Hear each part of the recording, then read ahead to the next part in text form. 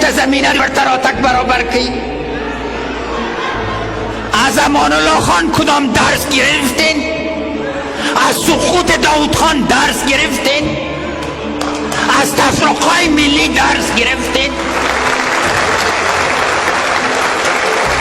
که هر څوک په خپل خره باندې سپوري دا نه کېږي یو بل ته لاس ورکئ که خرابي راغلی که جلادان راغلی تاسو خپله راوړي یو نفر بېګناه نه ده ټول ګناهګار یو ټول باید لاس ورکو ټول باید اعتراف وکړو چې تېر نه ګرځو او دا نه ده چې یو چا باندې ظلم نن په نورو باندې خوښي روانه ده نن د کوم افغان کور کې وینه روانه ده همین خون شهیدای ما پاس میخواه عزت میخواه همت میخواه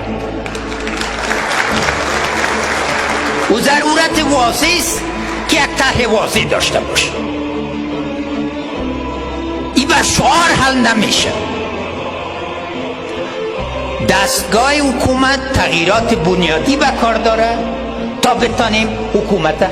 به صورت واقعی خادم ملت بگردیم این شعار کلتان است لاس را که اتفاق کن مشخص و زیو که اقدامو او د همدې دپاره در اغلی ما چې کابینه در معرفي کړم څه وخت مخکې یو ولسمشر راغلی چې کابینه در معرفي کړي سلها وارې مې در سره لیدلي دي بیا در سره ګورم په سترګو مګر نن اصول دي او اصول مطرح دي اصولو په چوکاټ کې باید یو بل سره وغږي ځکه ټول غواړي چې اساسات د کنفرانس